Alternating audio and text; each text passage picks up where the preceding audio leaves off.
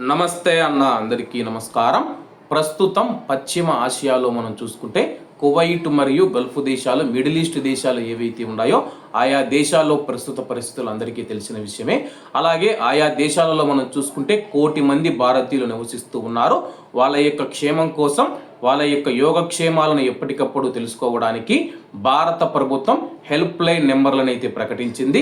వివరాల్లోకి వెళితే పశ్చిమ ఆసియా మరియు గల్ఫ్ ప్రాంతంలో పెరుగుతూ ఉన్న పరిస్థితిని పర్యవేక్షించడానికి విదేశీ వ్యవహారాల మంత్రిత్వ శాఖ ఒక ప్రత్యేక కంట్రోల్ రూమ్ను ఏర్పాటు చేసింది.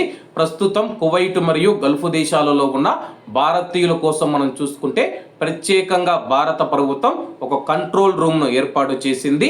అంతటా పెరుగుతూ ఉన్న ఉద్రిక్తతల మధ్య పరిణామాలను నిశితంగా పరిశీలించడానికి మరియు భారతీయ పౌరులకు అవసరమైన సహాయాన్ని సమన్వయం చేయడానికి ప్రయత్నాలలో ఈ నిర్ణయం ఒక భాగమని చెప్పేసి తెలపడం జరిగింది.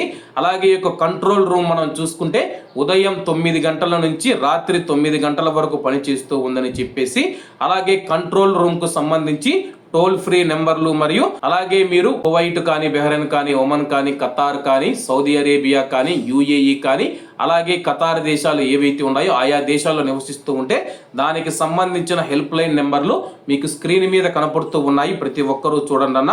కువైట్ కావచ్చు, జోర్డాన్ కావచ్చు, ఇరాక్ కావచ్చు, ఇరాన్ కావచ్చు, బెహ్రెయిన్ కావచ్చు, అలాగే లెబనాన్ కావచ్చు, ఒమన్ కావచ్చు, ఖతార్ కావచ్చు, పాలస్తీనా కావచ్చు, సౌదీ అరేబియా రియాద్ కావచ్చు, సౌదీ అరేబియా జెద్దా కావచ్చు, యుఏఈకి సంబంధించి టోల్ ఫ్రీ నెంబర్లను అయితే భారత ప్రభుత్వం విడుదల చేయడం జరిగింది.